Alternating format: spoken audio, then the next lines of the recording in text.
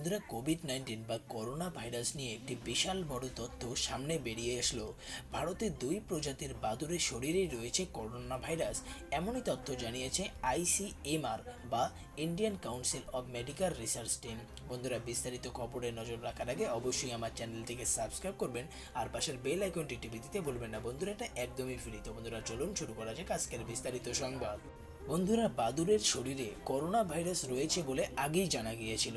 ভারতে এই রকম দুই ধরনের ভাইরাসের খোঁজ মিলেছে ভারতে, সেগুলি থেকেই মানুষের শরীরে করোনা ভাইরাসের সংক্রমণ হচ্ছে। এই তথ্যে সায় দিচ্ছে না Indian council of medical research team. তারা জানাচ্ছে SARS-CoV-2 বা করোনা ভাইরাস বাদুড় থেকে মানুষের শরীরে সংক্রমণ হতে পারার ঘটনা অত্যন্ত বিরল।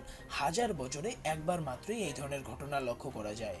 আইসিএমআর এর বরিষ্ঠ বিজ্ঞানী আর গঙ্গা খেদকরের কথায় করোনা ভাইরাস বাদুড়ের শরীরে রয়েছে। চীনের গবেষণায় আমরা জানতে পেরেছি বাদুড় যে ধরনের করোনা ভাইরাসের বাহক তার থেকে SARS-CoV-2 অনেকটাই আলাদা। জিনের গঠনের বদল ঘটিয়ে এই ভাইরাস আরও বেশি সংক্রামক হয়ে উঠেছে। এমন হতেই পারে বাদুড়ের মধ্যেই বারে বারে মিউটেশন হয়েছে বা জিনের গঠন বদল গিয়েছে এই ভাইরাস।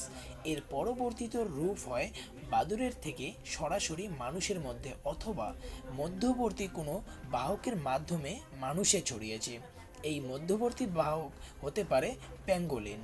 আমরা দেখেছি দু ধরনের প্রজাতির বাদুড়ের শরীরে করোনা ভাইরাস রয়েছে, কিন্তু তাদের থেকে মানুষের শরীরে সংক্রামিত হওয়ার সম্ভাবনা একদমই নেই।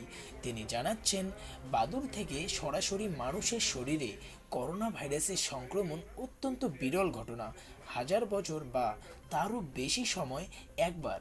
গঙ্গা খেদগর সাব জানাচ্ছেন কোভিড-19 মহামারীর সঙ্গে বাদুড়ের কোনো সম্পর্ক নেই। এটা এখন আমাদের সামনে একদমই স্পষ্ট যে এই ভাইরাসটি কোনো প্রাণী থেকে আমাদের শরীরে এসে আক্রমণ করছে, নাকি এটাকে কোনো মারণ অস্ত্র হিসেবে কোনো ল্যাবরেটরিতে এটাকে তৈরি করা হচ্ছিল।